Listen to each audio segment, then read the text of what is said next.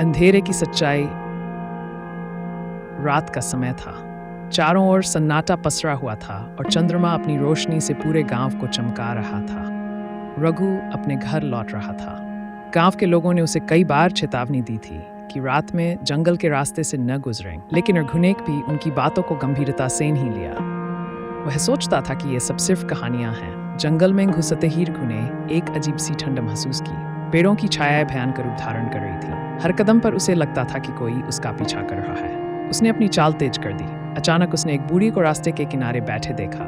उसका चेहरा झुर्रियों से भरा हुआ था और उसकी आंखें चमक रही थीं। रघु ने हिम्मत करके पूछा, माई, आप यहाँ इस वक्त क्या कर रही हैं?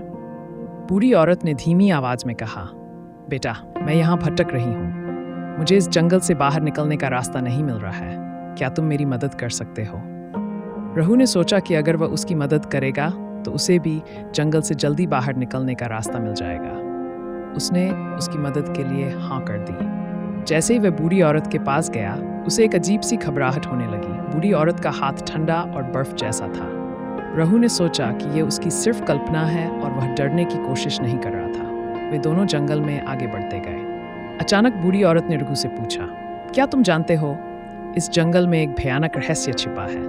रघु ने घबराते हुए पूछा, कैसा रहस्य? बूढ़ी औरत ने कहा, कई साल पहले यहाँ एक औरत की हत्या कर दी गई थी। उसका शरीर कभी नहीं मिला, लेकिन उसकी आत्मा अब भी इस जंगल में भटक रही है। वह किसी को भी नहीं छोड़ती जो इस जंगल में रात में आता है। रघु का दिल जोर जोर से धड़कने लगा।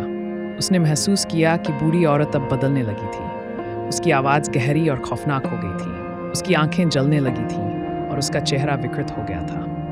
रघु ने डर से भागने की कोशिश की, लेकिन उसके पैर मानो जमीन में धंस गए थे।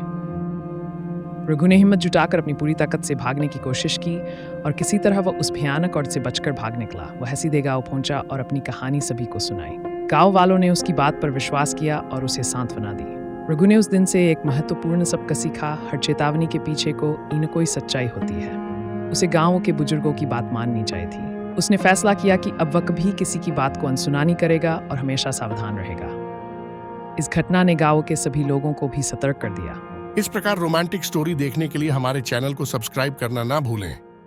जय जगन्नाथ।